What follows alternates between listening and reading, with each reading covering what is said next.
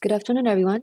I'm Florence from the Institute of Banking and Finance, and we're delighted that you're able to join us this afternoon for this IBF Masterclass, jointly organized with Napier Technologies, on explaining AI in AML.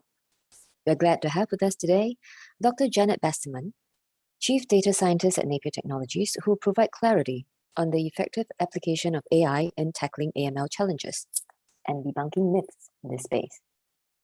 But before I invite her to share her insights, for those of you who may be unfamiliar with the IBF, allow me to do a very brief intro on the IBF and the resources we have to help professionals in the financial industry. The IBF was established by the MES in 1974 as a training provider to provide functional training for the financial industry.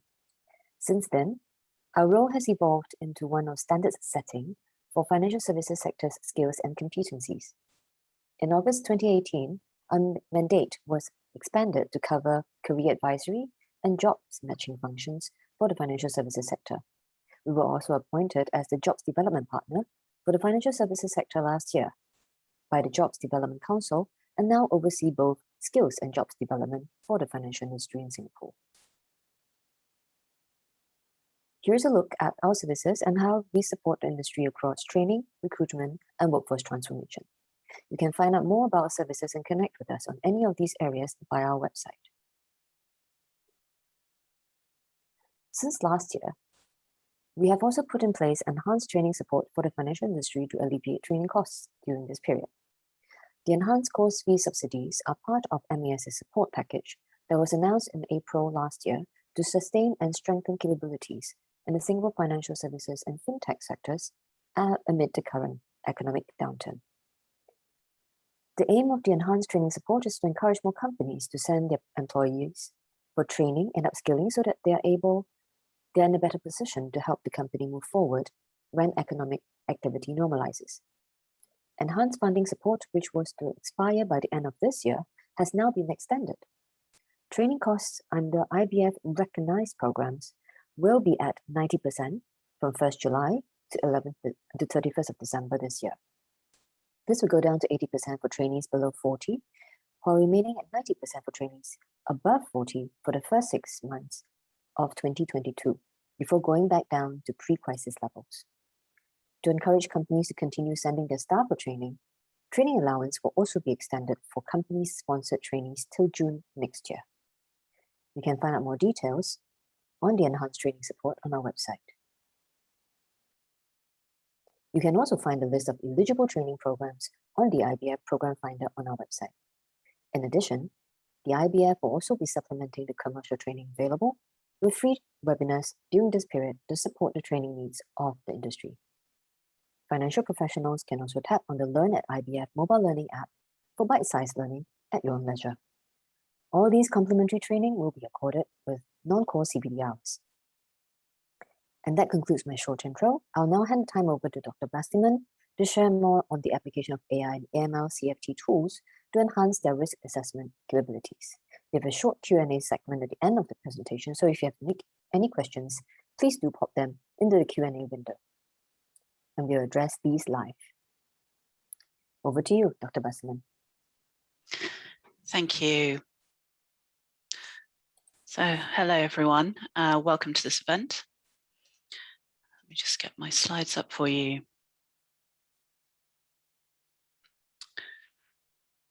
So, nobody's comfortable with arbitrary decisions being made about them, or even blindly acting on instructions.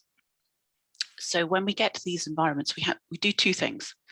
We either devolve trust to someone that we believe is more informed to make a decision that we can't, or we seek to understand and rationalize the decision that was made so that we agree with it before we enact it. And as more and more information becomes available to us, the extent to which we devolve that trust is decreasing. Sometimes this is a great thing. It's good to be informed. But sometimes not, because partial understanding of a topic may lead us to incorrect conclusions. And for years, financial institutions worldwide have been reticent to use artificial intelligence-based technologies because they were this opaque box that couldn't be understood. And when AI returns a result, how could this be escalated as suspicious activity? And how can you build a case when you're only given a score? Unfortunately, things have changed. So with the requirements of regulators in multiple industries, explainable AI is making these systems far more accessible to non-data scientists.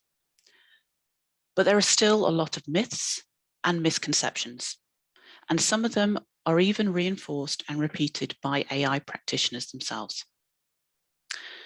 So today we're going to take a look at what is possible with explainable AI and why these myths perpetuate, what's needed with current and future regulations, and finally, where and when you need to ensure that you have explainable AI. So as per the introduction, I'm Dr. Janet Basterman. I'm Chief Scientist here at Napier. I did my PhD at the turn of the century in computational neuroscience. And I've spent the last 20 years making complex technical systems in a variety of different industries and ensuring that their concepts, like machine learning, like data science, are accessible to the end users.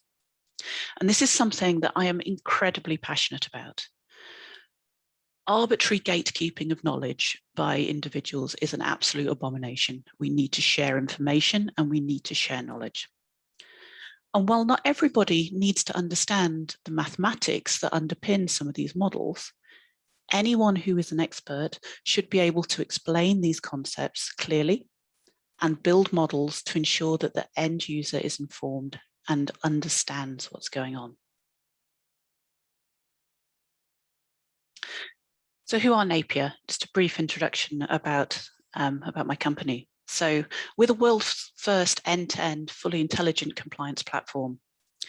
And we're driven to change attitudes to compliance. It needs to be a proactive strength to give business a competitive edge. And we try and make a difference by focusing on efficiency and outcomes. And we've built an evolving suite of intelligent products that aims to capture and share best practice. And we're looking to transform how compliance works. And whether that's using traditional rules-based systems or artificial intelligence or all the fun new technologies that my team and I are working on that will be coming out in the next few years, we want to make that easy and accessible and useful, because all of this is nothing if it's not helping you do your jobs.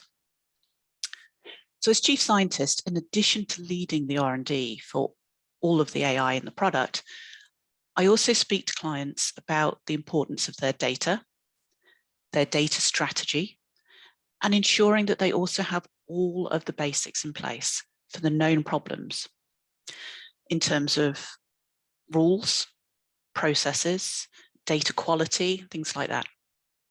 And since we've only got an hour today and not several days worth of training, for the purpose of the talk, I will assume that you already have all of that in place. And you've either implemented AI and want to understand what's possible from an explainability point of view, or you're considering it as a solution to augment your AML practice, and you're here to understand whether it's something that you should care about.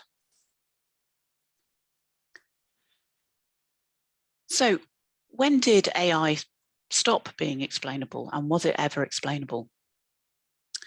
So in order to understand why this is such a problem, we do need to take a quick tour of how we got here and why we weren't demanding explainability in AI sooner. So back in the 1950s, the field of artificial intelligence was in its infancy, and the definition was quite broad. It was any system that makes a decision that appears to be intelligent from its inputs. And before the advent of obfuscated algorithms, those earlier systems could be directly interpreted from their code. And I've got a few examples on the slide. So arguably, one of the first AI programs, Logic Theorist, it was programmed with 5 axioms from the Principia Mathematica. So this was the mathematics volumes published at the start of the 20th century. And through a series of binary steps, managed to prove 38 of the first 52 theorems in the book, one of which was actually proved far more simply than the authors did themselves. And this was through direct decision trees. You could trace back how the axioms led to the proof. And from there, the field exploded. So similar structures were applied to language by using syntactic structures. And then that led to all sorts of marvelous use cases like Eliza, the chatbot psychotherapist in the 1960s. And this is something that you can install and run today. Eliza's freely available code, and it stands up quite well as a chatbot, even though it's over 60 years old. It's quite incredible. And for all of these early systems, you could trace the inputs to the outputs for this easy to explain, if this, then that decision tree. And these trees could be exceptionally complex, but you could still trace it and convert it to natural language and reasoning for any set of inputs and outputs. Then towards the end of the 1950s, in 1958, came along the perceptron. So this was a very complex algorithm designed for image recognition and was the first one to have the concept of neurons that could be updated through training. And this is where the whole description of AI systems behaving like the brain and behaving like real neurons comes from. It's this very, very simple integrate and fire algorithm that takes multiple inputs, gives some weights, and then decides whether it's going to give an output, and if so, how strong. And this was the first time that the incoming information had been encoded into an array of weights. And as a single layer, this set of weights could, with considerable effort, but it could be converted into something human understandable. However, due to some bad science, which does happen more often than you realize, by one of the people who actually invented the perceptron, Arvin Minsky, and a colleague of his, Papert, in 1969, they said that multi-layer perceptrons couldn't do more complicated problems. And even though they knew they could at the time, because they'd stated this in a paper, funding and interest stopped. And it went back to a more traditional and therefore more directly explainable techniques. So moving forward to the 1980s, some of the errors in Minsky's paper were corrected, and neural network research had a resurgence. The focus through the 90s, early 2000, and most of the 2010s has been on performance, maximizing accuracy, minimizing inherent bias in the system due to unbalanced data. And while these were all good things, decades of research has created AI systems that perform exceptionally well on test data by constructing an abstract internal representation of their problems, and how they get to their results has not been important. It's only been in the past 5 years, really, that the need for clarity in AI has become important.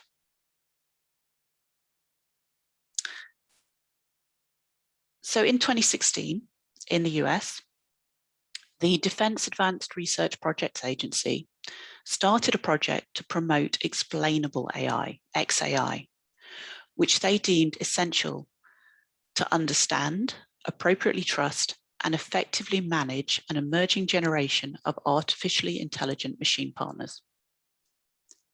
And this major project comprised multiple universities focusing on specific areas. The program is still ongoing and delivering results, which you can look up and see. But there were some problems with the initial call for proposals. And that call for proposals includes the statement that I have quoted on the slide, which says, although these more opaque models are more effective, they are less explainable. And they paired this with a graph that isn't well labeled, which is always a worry when I see these sorts of things as a data scientist, and has no basis in real data. The graph showing performance versus explanation effectiveness was made up. It's not sure whether they were trying to compare some of the 1960s and 1970s style decision tree results against some of the more recent to that time deep learning models and they were arbitrary plotting things, or whether it was just a gut feel that they graphed.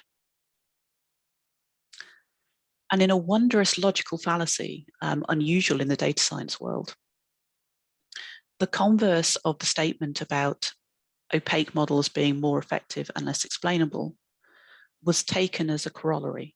So more transparent models are more explainable but less effective, despite it not directly following from the statement based on the focus of research. It was not a direct logical following. Comparisons have been made between opaque machine learning and deep learning models, but no comparison was done with interpretable techniques on these neural network-based models. And what's frustrating is you will see this perpetuated within the AI community. Time and time again, you will see the phrase, you cannot have performance and explainability. And when you push them for proof of this, they will refer back to the DARPA study, despite not being fully up to date on the latest research. So there are several big myths that I see time and time again when it comes to explainability. And this is true of all industries, not just compliance and finance, and they are all wrong. So let's take a look at a few of them. So myth number one, you can't have explainability and accuracy. And this is a direct follow from that DARPA study. If you follow any of the hashtags about AI, particularly for critical or high-risk systems, you will find this false equivalency raised time and time again. Do you want it accurate or do you want it explained? And there are quite a few big names that perpetuate these myths. And these are senior individuals, people that other data scientists trust, which goes back to my opening about when we devolve our curiosity. So when they say something without proof, it is often perpetuated. So I see polls like the one on the slide pop up regularly. So an oncologist wants to use an AI to diagnose you. Which do you prefer? A black box AI with 99% accuracy or explainable AI with 75% accuracy? And in this case, the poll closed with 57% wanting the accuracy over the explainable AI. I always find it entertaining to read the comments in these polls. And what frustrates me as a scientist is that these polls are taken out of context. 57% of people would prefer a system 99% accurate over one that's explained. And the arbitrary accuracy of the explained system in the poll tends to be dropped. This again is bad science. But here in the UK, the Information Commissioner's Office, jointly with the Alan Turing Institute, have done a proper study on this. And the answer is context, as you might expect. Generally, if you are in a situation where a human makes a decision and you'd expect them to explain it to you, then people want AI to explain in the same sorts of situations. However, if you're in a situation where you wouldn't necessarily want an AI to explain, or a human to explain it to you, then you also wouldn't expect an AI to explain to you. There are also variations because humans have their own personal feelings on this, and it can come down to inherent biases, particularly if something disagrees with our gut feeling, we will tend to want that explained over something that we already know. So myth number one, you can have explainability and accuracy. And whenever you see binary comparisons like this, it should flag warning signs for you.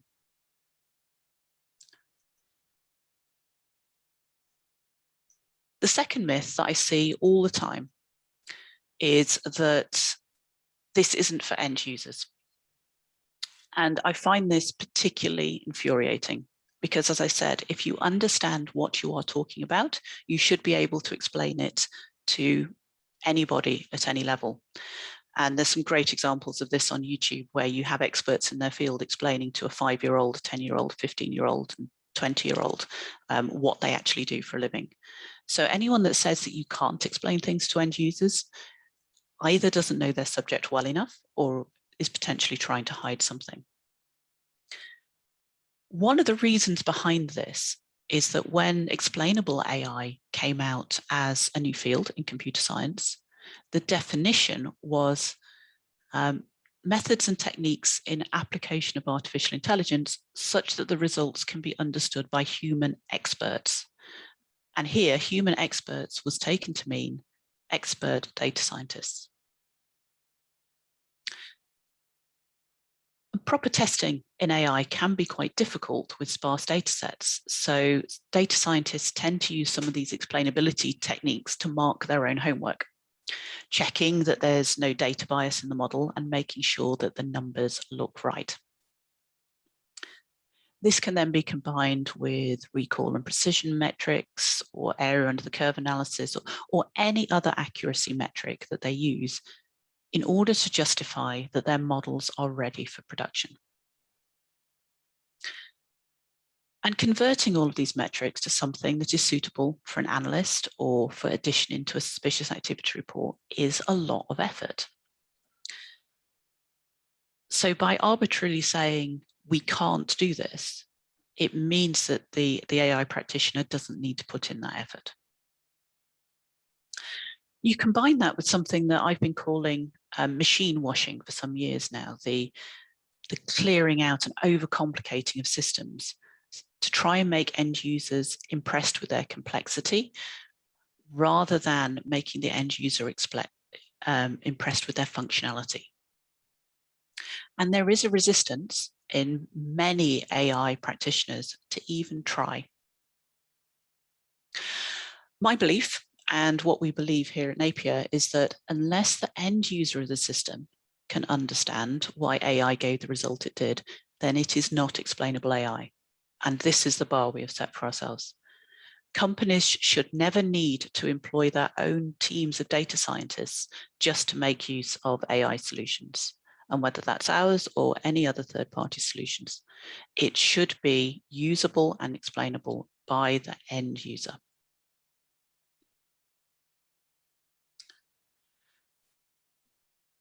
Another popular argument, so myth number 3, is that testing is better than explanations. So if your system is properly tested, you don't need to explain this. And the argument here is that we get in airplanes, on trains, and in cars all the time, and we don't understand in depth how each of them works. We trust that they're tested, and we trust that the pilot or driver is trained and experienced. This is deferred trust. We rarely check statistics of these environments, and we base our confidence on historical performance with multiple journeys. However, one thing that is ingrained with us in the financial services industry is that past performance is not indicative of future results at all times. And just because something is tested does not mean that it won't go wrong when it experiences something new. And on the slide, we've got a great example of this. This is the sort of thing that comes up time and time again in AI trainings. So imagine choosing between 2 spaceships. Spaceship 1 comes with exact equations explaining how it works, but has never been flown. Spaceship 2, how it flies is a mystery, but it has undergone extensive testing with years of successful flights like the one you're about to go on. And which spaceship would you choose? Now, in that situation, we have another false dichotomy here, because firstly, our spaceship that's explained is explained through equations. There's no deep understanding there for the average user. And secondly, as I said, just because Spaceship 2 has flown before doesn't necessarily mean that it's going to be perfect this time. But you make your own call. However, there's nothing to say that you couldn't have equal explainability of Spaceship 2. Saying you can only have one or the other is a complete fallacy. There are more than 2 options. You can thoroughly test something and provide explainability afterwards. And again, a lot of very senior people in AI are perpetuating this myth. Because great testing practice doesn't actually help the end user. So say if your AML system has been thoroughly tested and then gives you a score for a particular client that's been flagged, how does that help you other than focusing your attention? Do you even know what you need to look at? It doesn't matter how well tested it is. You may trust that the result is right and there's an anomaly that you need to investigate, but it's not going to tell you exactly where to start.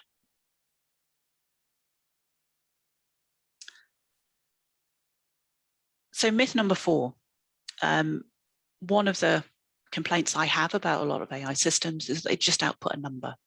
And sometimes this number is a confidence, or sometimes it's a score of a match to something else. And the myth here is that all you need to understand is probabilities and statistics. And probabilities is something that you learn very early in school. However, this is a real problem, and our interpretations can vary. So most people understand basic statistics pretty well. You know, there's a 20% chance of rain tomorrow. And if it rains, then we consider ourselves to be unlucky. Oh, we were that 1 in 5. But if the forecast is 99% chance of rain and it doesn't rain, then we consider the forecast to be wrong rather than we were in that 1%. And this is one of the problems with how humans deal with probabilities. We abstract everything because we've been designed to deal with risk in a non-numeric way in order to go about our daily lives. And our threshold for probability is variable by person, as is also the impact of getting it wrong. So with our RAIN AI, our own example, if I made you an AI that would tell you whether you needed to carry an umbrella and said it's 95% accurate, you'd probably be pretty happy with that, because the impact of the AI getting the prediction wrong would be about once every 3 weeks, you'd either carry an umbrella when you didn't need to, or you might get wet or have to buy an umbrella. But if I retrain the same AI to tell you whether it was safe to cross a busy road or not, and let's assume for the purposes of argument that you couldn't see or hear vehicles, with the same 95% accuracy, the impact is much different. You're either waiting longer than you need, I mean, that's not necessarily a bad thing, or you might get hit by a car or other vehicle once every 20 crossings. Suddenly, 1 in 20, 95%, doesn't seem quite as high as we'd like it to be. So how high would the accuracy need to be before you would trust it? Is there an accuracy that's high enough? And too often, AI can be preoccupied with measures of accuracy and percentage scores and confidence intervals on the basis that 9s are good, high percentages are good. And to quote Charity Majors, who talks about this in a completely different way, 9s don't matter if users aren't happy. Scores on their own are not good enough. So how can you explain AI? Let's take a step back for a second and think about how we explain things. Just think about the last time you had to make a big decision in your personal or professional life that turned out to be correct, and all the factors that led to that decision. And hopefully, if I asked you, you could articulate the data that was involved and that decision-making process. Maybe at some point, you didn't have enough information and you just went with what felt right, and you can't explain further. Let's also think about a time that you made a decision that turned out to be wrong. Did you do anything differently? Or did you believe you were making the best decision with the information you had at the time? One of the things that we must be conscious of is whether we're holding AI to a different level of account than humans. So AI models, just like humans, are not 100% accurate, particularly when it comes to messy real-world data. we need to understand why AIM makes mistakes, but also just why it has made the decision it has. Not just to trust whether we should take the results, but also to build the cases without starting an investigation from scratch. One of the issues we have in the AI space is that similar words can mean different things to different people. And we've already touched on the fact that explainability for me means understanding by the end user, whereas for other individuals, it's more about the mathematical output of the models. So I like to use a definition, and this comes from Lipton in 2018. And there's 4 elements of metrics of explainability. So transparency, you need to understand how the system reached a particular answer. Justification, which is elucidating why the answer provided by the model is acceptable. And informativeness, so providing new information to the human decision makers. If it's not giving you new information, then it's not helping. And then finally, uncertainty estimation. So how reliable is the prediction that you've just got? Combining all of these things together makes a really good, strong, explainable system. But the detail of the extent for each of these elements will depend on the requirements of the end user and the problem. It's important to understand why we are explaining systems and to whom, so we can use the correct method. So in our case here at Napier, we're explaining to the end users of our system, so analysts mainly, who are looking at client and transaction screening results, client activity reviews and transactions, with a view to ensure they have enough information to create a case, to create a suspicious activity report, and things like that. Or even if they disagree with the outcome because they've got the information, to then discount that alert. To this end, the reasoning behind the models needs to be good enough that the user can literally cut and paste the reasoning into the documentation. This is what we're aiming to achieve. So there are broadly 3 classes of explanations that can be added to AI. So the first set of explanations is based on the features. So what in the data was important to get the desired result? And this is the simplest approach to explainability. And for many models, it can be applied after the model's trained, which is why it's post hoc. You can retrofit that onto existing models. And then within this set, there are broadly 2 categories. So the first is a perturbation approach. So here you seek to explain the model by varying its inputs and seeing how that affects the outputs going forwards through the model, or by starting at the output and using a mathematical technique to reverse back through your network. Both of these things are computationally expensive, particularly for large networks and high dimensional data sets, such as we have in AML. And they tend to only be used during research and development, as the results that they give can still be quite abstracted, and it's very difficult to then turn those into something useful for an end user. The second set looks at the contributions of specific items of data for a particular outcome, using algorithms that were first invented for economics. So many of these techniques are based on Shapley values, which you may or may not have heard of.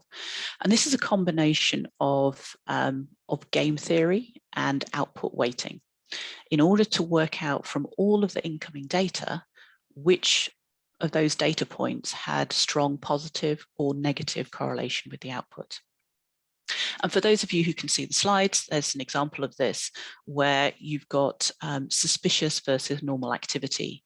So transactions at unusual hours or transactions with rounded amounts push the decision more towards suspicious, whereas the transaction count and amounts and credit transactions push the decision more towards normal.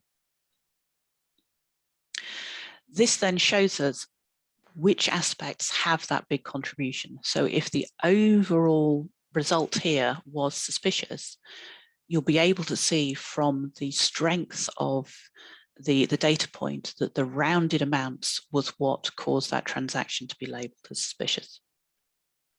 And similar explanations can be applied to, like, for example, name screening results. The second set of explanations are called instance-based. And this set of explanations try to develop more human-like reasoning via counterfactuals to determine what would give a different result. So basically, for your model, you have a series of data points that, if present at certain values, you can guarantee a certain result. And if the data deviates from those examples, then you can work out what changes would need to be made to give the results you require. And some great examples of this are when you're looking at maybe credit scoring, and you can say that, sort of like, if you weren't behind on 3 payments, then your credit score would be sufficient. The great thing about counterfactuals is it does give a very, very easy human-like response. However, it's a measure of importance for the network, but doesn't necessarily say that the result would change if the figure was changed in the way that the counterfactual suggests. And without careful implementation, that can result in too many false positives. And as soon as you get those, you can start decreasing trust in the system. You can also do almost decision tree interpretations with your instance, looking for a specific result by which aspects would need to be highlighted in order to pick out that behavior from the data based on how the data is interconnected. And this has a very similar problem. Again, it's difficult to set up, and it's also computationally expensive.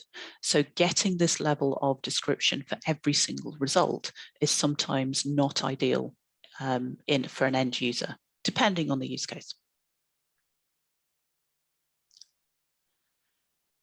So going back to our first myth about explainability and accuracy, in addition to post hoc explanations and instance-based approaches, you can also have directly interpretable models.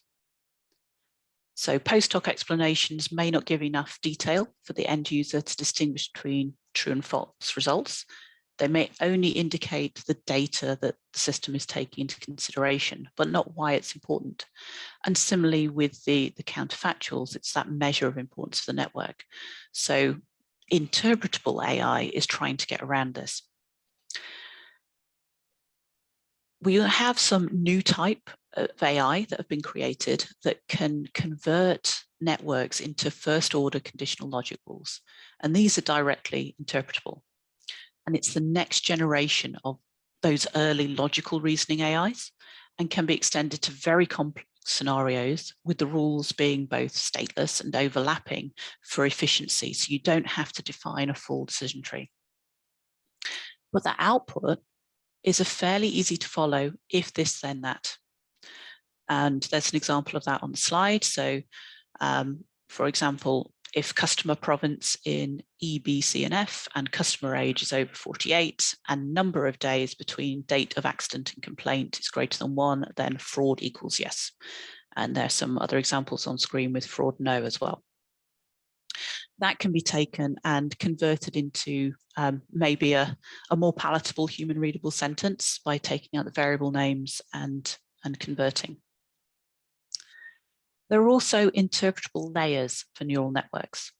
So concept transparency layers can be added in place of batch normalization. So where you have a very deep neural network, and these are the ones that are very difficult to understand because every layer gets more and more abstract and harder to relate back to the original inputs, you can add in these layers as a direct replacement for standard neural layers and get interpretations out.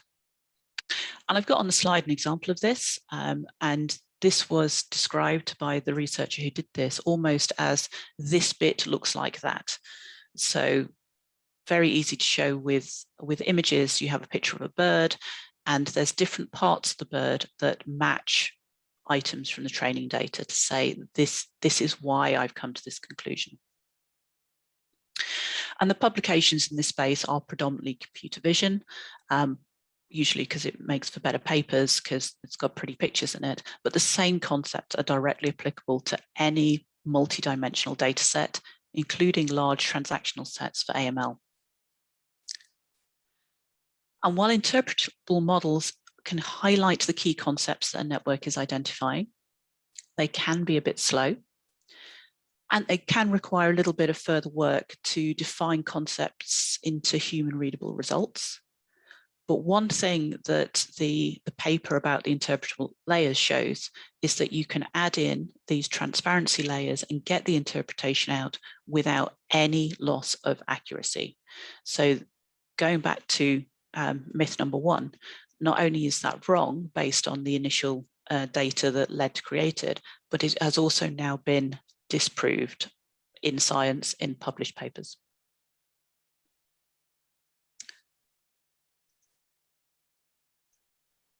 So while there are a lot of tools out there, your focus as a consumer of technology should be whether it meets the four measures. So transparency, that should be achieved with the output explanation.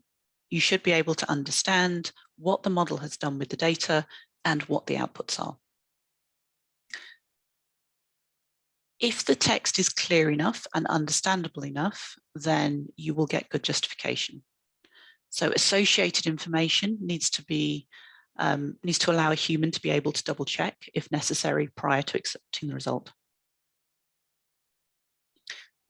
The AI should also allow you to find things that you would not have been able to find with just human analysts, or to find things faster with the information that the analyst needs. And this is critical to get an effective AI system. If it's not giving you something new or giving you something more efficiently, then why would you use it? The uncertainty estimation. So you can get that with the test results of the system. Some systems will give you that confidence interval as part of their results, but either is fine. You can take the ongoing testing or the result by result confidence intervals. So fundamentally, the AI should be able to give your analysts all of the information they need directly through results and indirectly through the associated information. And they must feel informed enough to accept or reject it. So let's take a look at what regulators are saying. We're seeing legislation worldwide expand beyond data protection of individuals and entities to focus on the tools and techniques that can have a material impact on life or business. There is worldwide concern that critical decision-making can be handed over to systems that in themselves have little or no direct oversight. And this leads back to a problem yet to be fully resolved across industries that use AI of who it's to blame when AI goes wrong. So rather than try and regulate individual providers and algorithms directly, focus is on the ability of the end user to understand and override automated decisions. And this provides quite a unique challenge for both vendors and financial institutions to make sure that they're aware of the strictest regulation that is proposed, given the timelines for purchase and implementation of software, as well as research and development timescales. So furthermore, there's quite a wide breadth for interpretation.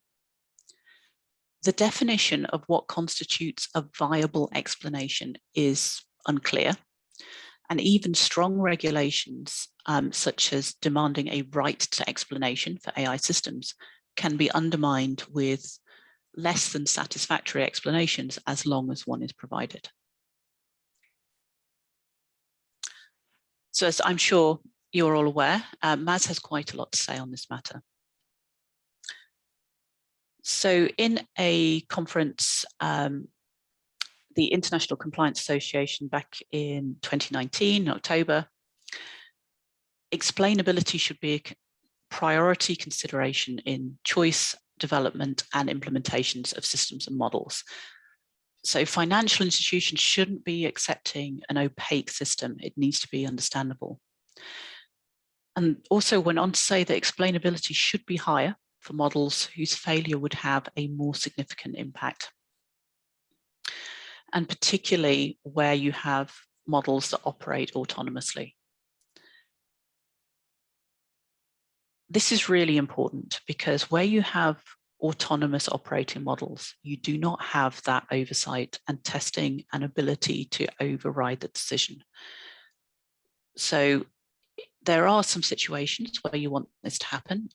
Predominantly, if you need an almost instant result, you don't necessarily want to wait for a human to look at it and review. In those sorts of situations, you need really clear testing data and metrics, and you need to have that audit trail of explainability so that if the result is wrong, you can go back and see why it was wrong so the system can retrain. I also spoke about tailoring the explanation to the level, understanding, and needs of key users and stakeholders. So are you providing an explanation to a frontline analyst, to senior management, to compliance teams? Mainly because we should seek to understand and harness the potential of AI while mitigating their dangers. And that's exactly what I believe in and is what our aim is here at Napier. Then a few weeks ago, was a similar speech in Institute Forum on future of anti-money laundering. So data analytics techniques will be the mainstay of future AML landscapes. And financial institutions should really consider the training needs of the staff, which should not be just about hiring data scientists or engaging external parties. You need to equip your internal professionals with the skills to make full use of these tools, understand and apply the insights from data analytics, and collaborate with experts to develop successful solutions. And I think I personally like this definition a lot more. So the focus is not just on explainable AI, but all of the tools that your users have at their disposal to make their decisions. And similarly, when you look at MAS's fairness, ethics, accountability, and transparency in use of AI and data analytics in Singapore, it talks a lot about the data and ensuring that you have decisions based on accurate and understanding of the data as possible. Just understanding that where you don't have that accurate data, you could potentially get poor results. So understanding what you've got and what you're interpreting from is critical.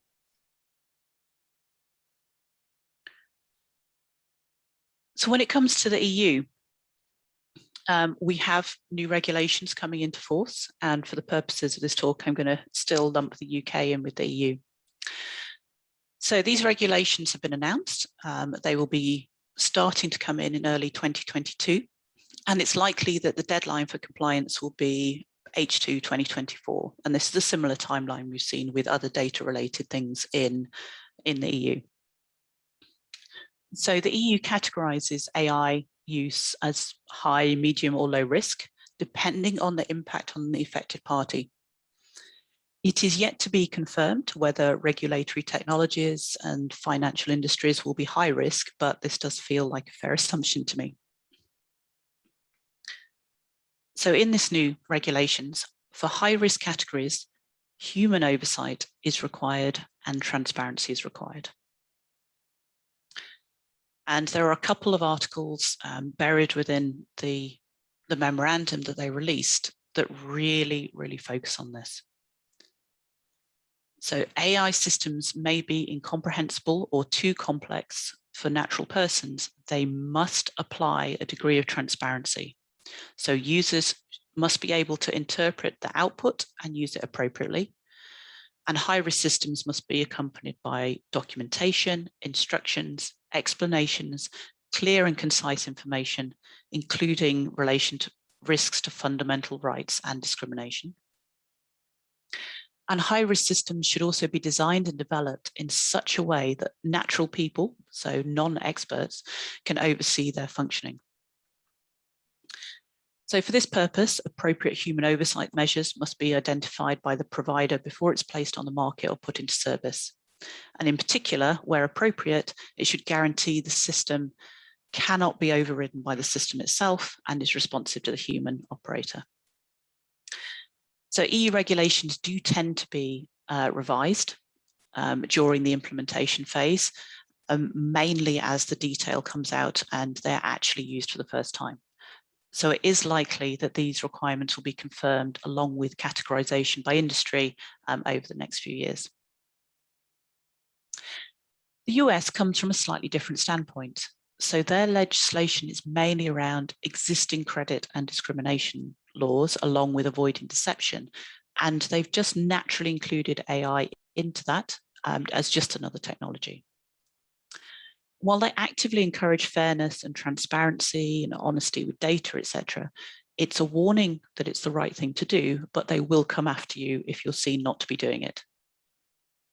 So when you look at their documentation, it's very much hold yourself accountable or be ready for the FTC to do it for you. It is a little bit too early to tell whether a lack of AI-specific regulation on top of existing laws is a good or bad thing, but we'll see. So in the past few years, we have seen a push for data privacy, better data protection laws. Well, at the same time, we know that in order to combat financial criminal activity, we need to share more data between financial institutions so that that criminal activity doesn't fall through the cracks. Worldwide legislation is based on lobbying and what's likely to win votes. So in Europe particularly, data privacy is very key to voters to prevent historical oppression. And there is still reticence to allow companies to share data, even when the benefits are very clear. Legislation also goes hand in hand with fines, so I anticipate we will get more and also more specific legislation. The only thing that could be an issue is that technology is moving fast when it comes to AI, and the solutions that I was working on 5 years ago are obsolete now. Everything has moved on. And with the timescales to implement legislation for AI and ML, if they focus on specific technology, then that legislation will quickly become obsolete. The best way to future-proof your solutions is to do the right thing. Make sure the systems are well tested with appropriate data, their accuracy measures are good, there is an appropriate retraining policy, and that your end users understand the outputs from the AI to the extent that they can articulate why something is suspicious as if they have done the research themselves. This way, you'll be able to have a technology stack that gives you the power of AI without the worry of future rules. That said, it is explainability that's coming up more and more in these regulations as they're announced worldwide. So that really does need to be the focus. So when should you choose explainable AI? So in an ideal world, the answer is always. You may not need the explanation at all times or when you're using it, but having it available when you do is key. And that might mean that that's an after the event understanding of the explanation. So if you've got something that's very, very fast, you might not need it at that point, but you might want to be able to get at it later. So it doesn't matter if you have a system that is fully automatic and you're doing a random audit of results or reasons, or if you have a human in the loop who is looking at every single output from the AI and accepting or rejecting it. You should have a clear understanding of what the AI is doing and why it's got the results it has. So let's just take a look at a couple of case studies where explainable AI can add value. So the first one, client activity review. So here you're trying to do either a periodic review or you're looking at a client for another reason, something's been highlighted. You will have a large number of transactions to go through. Now, you can look at transactions that have been triggered by rules, but as we know, a lot of the financial crime is perpetuated by people who are aware of common rules and will make sure that their transactions don't trigger the rules. So you're looking for something that's different, but not over thresholds. So in this case, you want the AI to tell you what's happening, where it's happening, and then show you those results. So you don't have to trawl through what could be hundreds of thousands of transactions. So in this case, we have some quite complex deep learning models that sit on the back end. They look at all of the transactions coming in by client with several different lenses, different viewpoints. And then they look for anomalies in those viewpoints. And they can look for anomalies for that client itself. Those anomalies compared to maybe the average for that customer, or the average along all of the customers, or even a segment. So if you split your clients up into groups, you can do comparisons within that. And here you need to see the transactions in context. So what has been flagged? Why has it been flagged? And each one needs to be fairly clear. And for those of you that can see the slides, there is an example here. So unusually small value for a total number of trades across a month, or unusually small value for a total number of transactions across a month. And there's a link through in order to show those individual transactions.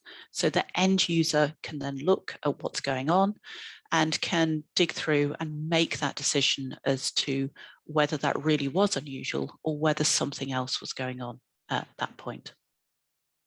And within our system, we treat AI alerts like this in the same way as any other alert. So it has the same workflow. It's a piece of information for the end user to act on. The second example I've got is screening. So if you're doing transactional screening or client screening, you might want a near real-time result. And this is the sort of thing where you have to make a very quick determination. And traditionally, this has been done using some static rules, which might be around things like date of birth and country of origin of the individual and things like that. And then also a score based on whether the individual's name matches names in any of the intelligence data lists. So are they a PEP or sanctioned, for example? The problem here is that generally that score is a number. And as we've said earlier on, a raw number in itself is not helpful. How can your end user make a decision as to whether it is a real match or not, particularly with screening, where in order to catch everything, the thresholds are set, so you will end up with false positives. So we apply an explainable AI layer on top of that, which will dig through that name match in order to give you something understandable as to how well that name has matched and whether we recommend you should discount or review it. And there's an example of that on the slide. We have an individual, Theresa Mayo, and we have 5 potential matches of various politically exposed individuals and special interest peoples that are close matches. And as you click on each of these, you will get an AI recommendation and a breakdown. And there's 2 ways that we help the end user make that very quick determination. We color it, so more red is a stronger match to a screening individual, and oranges and greens tend to be a lower match. We prioritize the top 7 metrics so you can see what's contributed most to the underlying score. And we also have descriptions of what those metrics are so that the individual can make a call that there was enough of a match and why it was a match.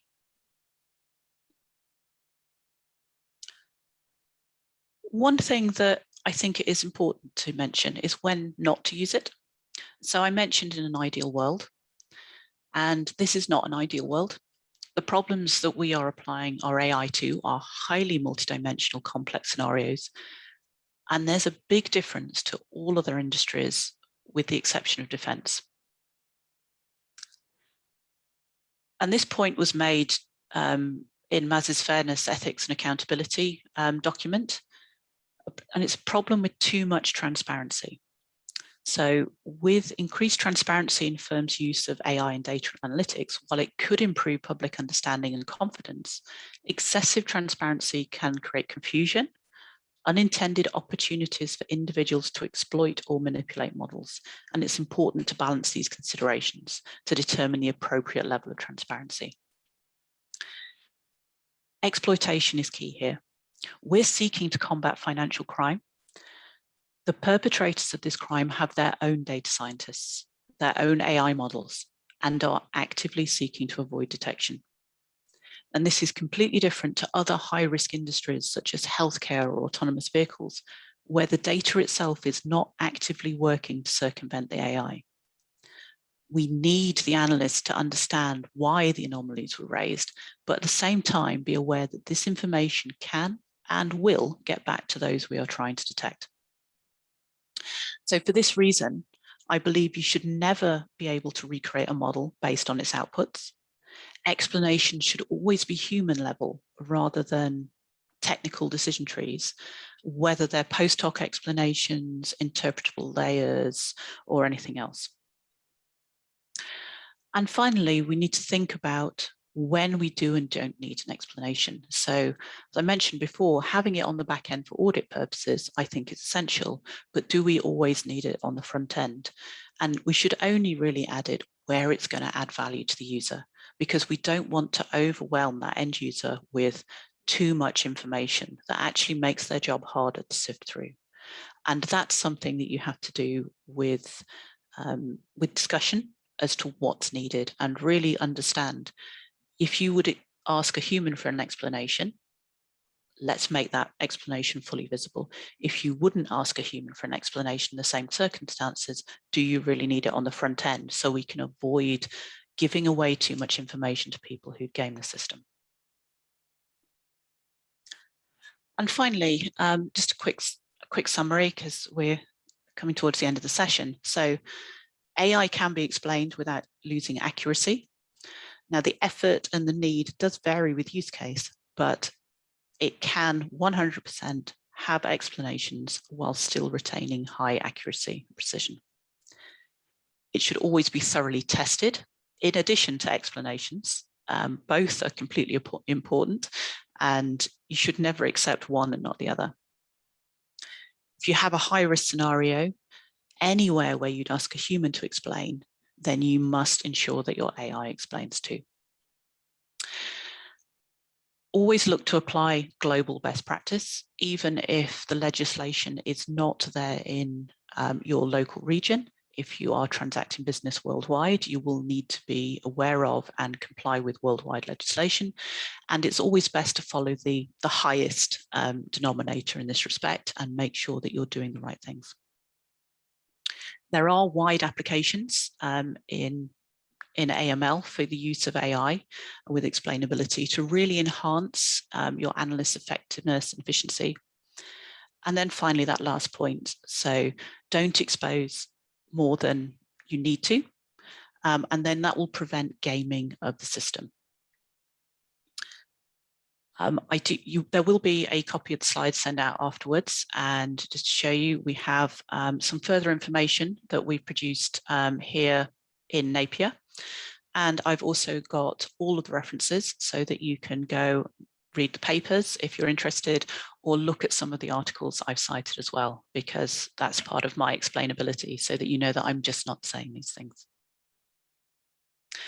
So thank you very much for your attention over the past hour. So feel free to pop any questions that you have in the chat. I have noticed there's one there, is a data scientist a data analyst as well?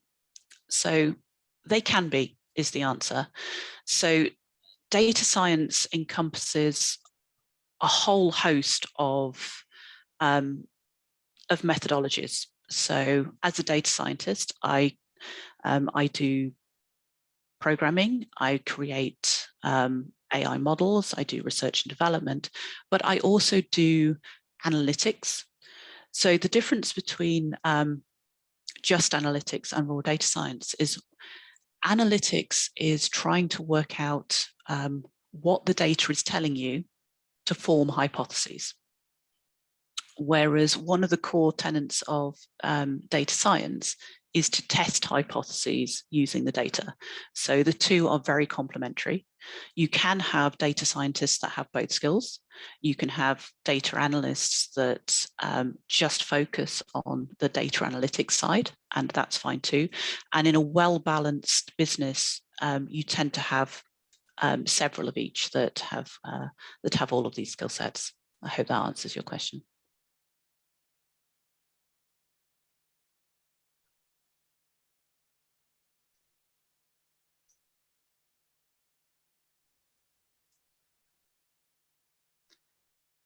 And there's another question, just a thank you on sharing the misconceptions and advocacy. You are very welcome.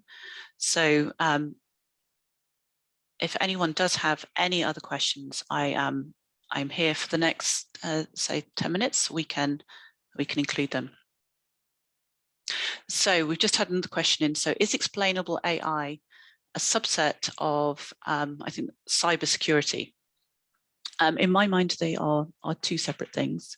So cybersecurity is a much more wide-ranging security aspect where you're looking at all aspects of your data and you're making sure that that data is protected, and also can apply just generally to just any sort of internet-enabled aspect of your company.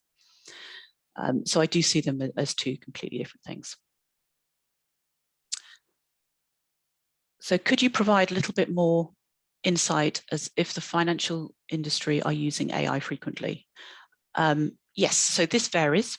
Some people, or rather some companies, are using AI extensively in the financial industry and they are gaining the benefit from it. Where companies have been reticent, it's been down to either misunderstanding of the regulations and what they can and cannot do, or misunderstanding of some of the myths that we've explored in this presentation, so that they don't feel they can use it because they need explainability, because they need to be able to submit a report, and therefore they don't feel that they can utilize AI. So we are seeing it change. Off the top of my head, I believe there's about 13% of businesses who in the last poll said that they're actively using it.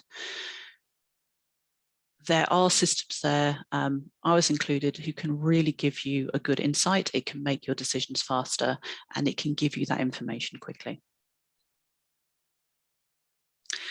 So how is AI, which is rule-based, different from an application?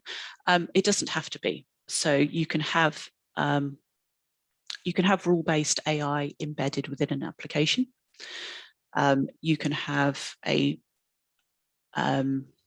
application without rule-based AI. I mean, I would say if you have AI, regardless of whether it's rule-based or not, it is in itself an application, but it might be a subset of a bigger piece. And this is a great question, which I get all the time. Is machine learning the same as AI? This is based on how you define AI. So my definition, which comes from the 1950s and the origin of artificial intelligence as a computer science, is that AI is any system that acts intelligently based on its inputs. And that could be quite a simple system. It doesn't have to be complex. It doesn't have to have neurons. And then machine learning is a subset of that, where rather than hand coding all of the elements of your decision tree, for example, machine learning, you allow the computer to understand what is important and adjust its own weights.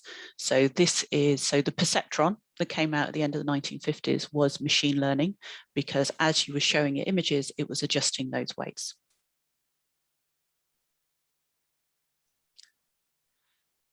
So is it necessary to have a data analyst in a bank, or can a compliance officer be trained in this area? In my view, you should have compliance officers, or, as I've been calling them, compliance analysts, in order to use the system. You need people who understand how to assess the transactions and your clients.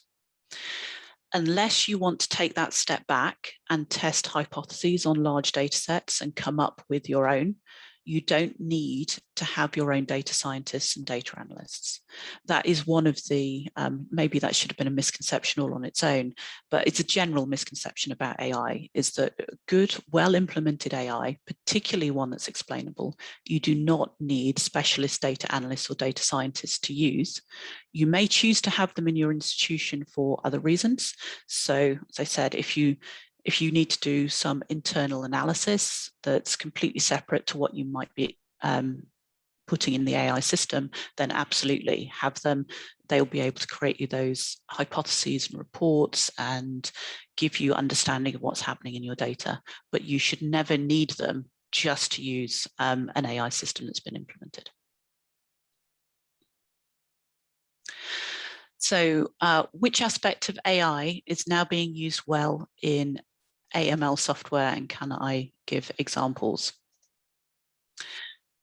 So there's quite a few things that are being used. So we can use combinations of supervised and unsupervised learning. So for supervised learning, this is where you'd give the AI lots of examples of things that were specific classes and train it to recognize something new.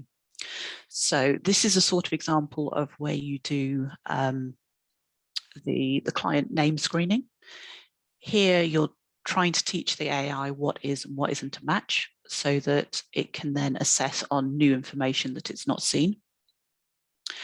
So that's one aspect. That's used very well. Supervised learning has been used across the board in many AI industries, and it can be very powerful as long as you have enough data. Generally, for supervised learning, you need to have very large labeled data sets. So the other thing that's being used is unsupervised learning. So here we can use regression techniques and things like that, where we don't need to label the data, but we're just looking at, for want of a better description, the shape of the data and how that changes over time, so that we can then make predictions and see whether the real data we get in deviates from that. And that's really good when you're looking at anomaly detection in transactions, for example, or highlighting where you've got activity that's unusual compared to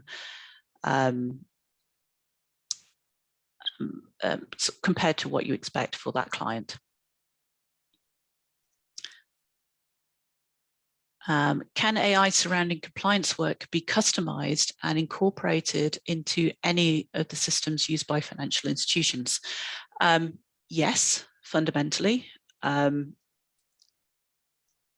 So you can have systems where you're sending information through via API and you'll get things back. So again, screening is one of those. You can get that information back quickly. It depends how much you want to integrate. The more information AI systems have, then the better the decision will be. So you really need to ensure that you're pushing that information through.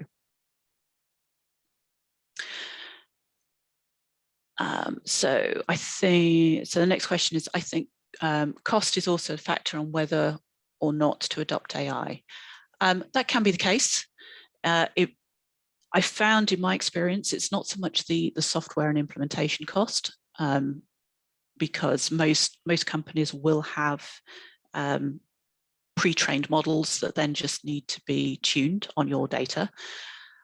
Where the cost tends to come in is the underlying data strategy and making sure that you're actually ready for AI, because if your data is not in a good place, or it's siloed and you need to work internally to get it into a certain place, that's where the biggest time sinks and costs can come in.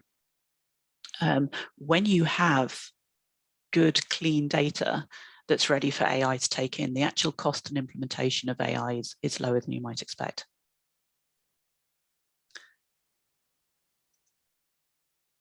So the next question, for a mid-career switcher, what would you say are some of the key prerequisites to possess in switching to a job in this industry with AI and AML? So, I mean, it depends where you're switching from. I would say 100% you need You need good scientific practice and approaches. You need to have that curiosity with data. If you're looking at just looking at the outputs, so if your career is going to be mainly interpreting what the AI gives you, then it's more important that you get up to speed on the AML and compliance side. If you're looking at transitioning to being a data scientist and, for example, working in my team and you want that sort of role, then it's critical that you understand how to code. So you need to understand Python. You need to understand the principles and practices of machine learning and data science. And you also need to have evidence of that. One of the big things that I say to early years data scientists who are looking to get that first job is there are lots of AI competitions out there, some of which pay money. Enter them, and then you've got this immediate online portfolio of what you can do and all the problems you can solve, rather than just your degree work or just saying you can do something on the CV.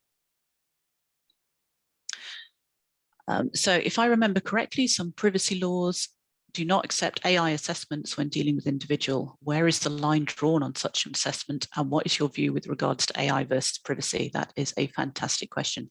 So yes, there are some laws. As I said, particularly in the EU, there is an awful lot of resistance against automated decision making for personal data.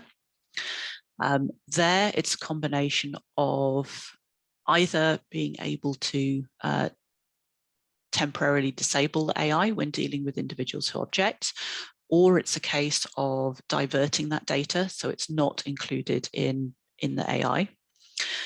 My personal view is it is really a difficult one because AI needs data. The more data it has, the more good quality data it has, the more accurate its outcomes will be. So the more you restrict the data, the bigger the problem there is. However, people are more aware of their data and what it's being used for. And for me, I think we have an obligation, and this comes under ethics, which is a whole separate masterclass, I think, that we need to explain to our end users why we're using their data and what we're using it for. And most people, if they have that clear understanding, will consent to their data being used in that way. And it is what it is. It doesn't matter whether I really agree or disagree with the way that legislation is going, because that is the way it's going. And I do believe that people should have the right to know what's being used with their data. It does make my life difficult. It makes most AI practitioners' lives difficult, particularly when you're scrambling around for data sets, but it is the right thing to do. The next question, do you need to change the AI model used over time? So this depends on the model you've implemented. So if you have a supervised learning model, then you should regularly retrain and redeploy. And part of this is to do with model drift. So if it hasn't seen something, particularly in an area like financial crime, where new techniques are coming out all the time, then you need to make sure that you encapsulate that in your model. So you should retrain over time, but you need to be constantly testing to make sure that you're not decreasing accuracy of your model. If you have a model that's constantly sampling and making predictions based on past performance, these don't need to be retrained and replaced unless you want to adjust some of the fundamental concepts of the model, because they're constantly taking that feedback from the data. And there's a third sort of model where you can have a supervised training model that's taking in user feedback and retraining regularly based on user feedback, so it's automatically updating itself. The challenge in all of these is testing to make sure that accuracy stays high.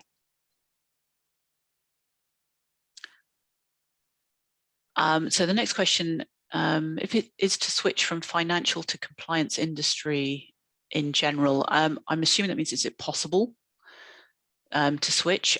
From an AI point of view, absolutely. I think the understanding of what needs to be done is quite transferable. So yes, I can't really say more on that. So with respect to the review and assessment on how efficient the AI is, what are the common principles and how the two models mentioned are affected. So I'm presuming by the two models, these are my two case studies at the end.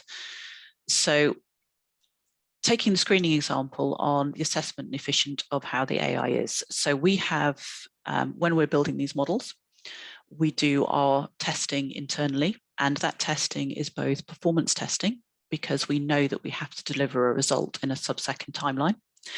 And we also need to do accuracy testing to make sure that the metrics are high enough.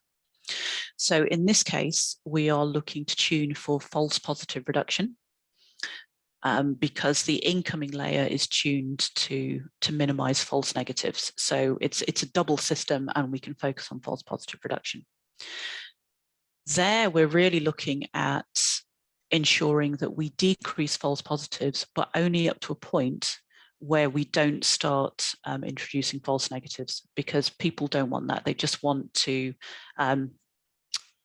it's a method of removing the hay in order to find the needle in the haystack. The less hay you have, the easier the needles are to find.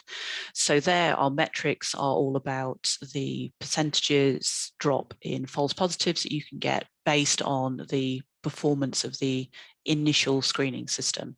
And we have graphs and metrics that show our average along with the error bars, because any graph without error bars, you should assume it's made up.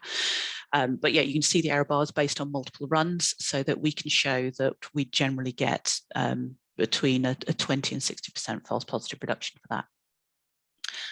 For the client activity review anomaly detection, there we're looking more at deviation from predictions. So it's very difficult in that scenario to get feedback, because if we say something is anomalous, we can see from our system whether the user raises a case and whether that, and whether they've discounted it or not. But if it stays open and that goes off to an authority as a suspicious activity report, we will never know whether it was genuine suspicious activity or not. So it's very difficult to train that back. So the only metrics we can show there is the prediction error from the real data that's come in, and whether we need to retune some of the models if we're getting too many false positives. So it's a different set of testing metrics for that. So next question, will super AI be implemented when it is more mature? So by super AI, I am assuming this is artificial general intelligence. And this is when people are talking about AI taking over the world, this is what they mean. This general intelligence that can be applied to multiple things. We are nowhere near that.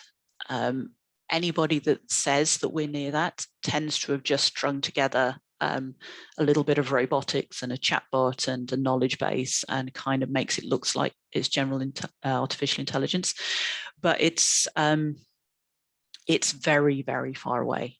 And basically because it's not something that's going to bring benefit to us. AI that can perform specific tasks is enhancing our lives across multiple industries. So that's where the research is, and that's where the money is.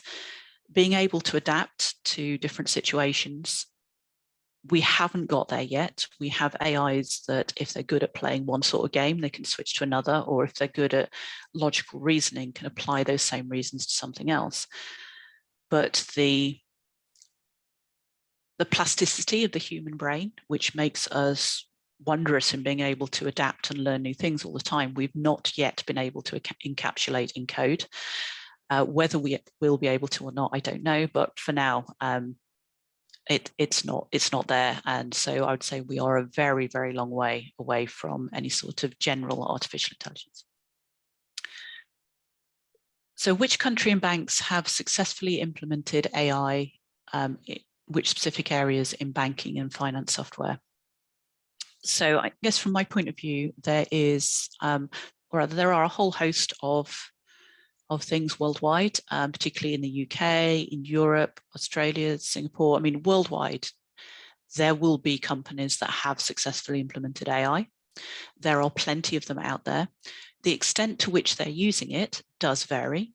And part of that is based on the companies and the legislation.